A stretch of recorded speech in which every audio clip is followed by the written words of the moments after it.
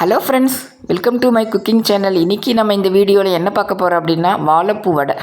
வாழைப்பூ சாப்பிடாதவங்க இந்த மாதிரி வடையாக சாப்பிடுங்க.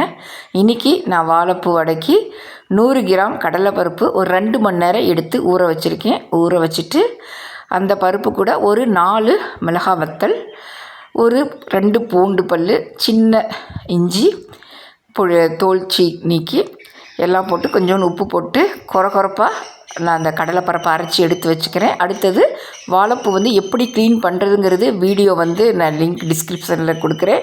அந்த வாழைப்பூவை க்ளீன் பண்ணி உப்பு மஞ்சத்தூள் போட்டு கொதிக்க வச்சு எடுத்து வச்சுட்டு, பாதிப்பூ நான் குழம்புக்கு எடுத்துகிட்டு பாதிப்பூவை எடுத்து பொடிசாக நறுக்கி எடுத்து வச்சுக்கிட்டேன். அந்த பொடிசாக நறுக்கின வாழைப்பூவை ஒரு பவுலில் போட்டுட்டு, அடுத்தது கடலைப்பருப்பு மிளகாய் வத்தல் அரைச்சி வச்சுருக்கோம் பாருங்கள் ஜாரில், அதையும் அது கூட பூ கூட சேர்த்துட்டு வெங்காயம் பொடிசாக சாப் பண்ணி அதையும் நான் வெங்காயத்தையும் சேர்த்துட்டு தேவையான அளவு உப்பு. நீங்கள் பச்சை மிளகா பொடிசாக நறுக்கி போடலாம். பிள்ளைங்களுக்கு கொடுக்கும்போது பச்சை மிளகா சாப்பிட முடியாது, அவங்க வடை சாப்பிடும்போது அந்த மிளகாய் இதாகும் கடிக்கிற மாதிரி இருக்கும் அப்படின்னா பச்சை மிளகாய் நீங்கள் தவிர்த்துக்கலாம். இன்றைக்கி நான் பச்சை மிளகா சேர்க்கலை, குழந்தைங்களுக்காக செய்கிறனால பச்சை மிளகா சேர்க்கலை. உப்பு கொத்தமல்லி எல்லாம் போட்டு நல்லா பிசைஞ்சு எடுத்துக்கோங்க. வாழைப்பூவை பொடிசாக நறுக்கிடணும். இது ரொம்ப டேஸ்டியாக இருக்கும். வாழைப்பூவே பிடிக்காதவங்களுக்கு இந்த மாதிரி வடையாக கொடுத்தீங்கன்னா ரொம்ப விரும்பி சாப்பிடுவாங்க. அடுத்து நீங்கள் ஒரு கடாயில் எண்ணெய் ஊற்றிக்கோங்க. எண்ணெய் ஊற்றிட்டு எண்ணெய் காஞ்சதும் வாழைப்பூ நம்ம பிசைஞ்சு வச்சுருக்க பாருங்கள், அது வடையாக தட்டி நீங்கள் பொரித்து எடுக்கலாம்.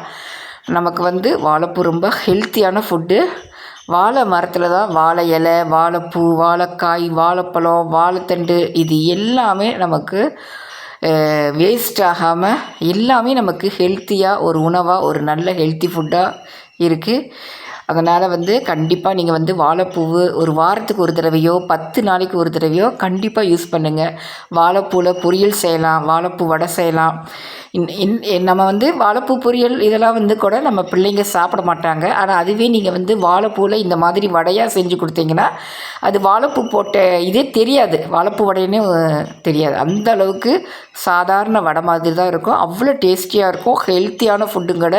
இந்த மாதிரி உங்கள் குழந்தைங்களுக்கு வாழைப்பூ வடை செஞ்சு கொடுங்க. என்னுடைய வீடியோஸ் உங்களுக்கு பிடிச்சிருந்தா சப்ஸ்கிரைப் பண்ணுங்கள், உங்கள் ஃப்ரெண்ட்ஸ்க்கு ஷேர் பண்ணுங்கள். Thank you friends.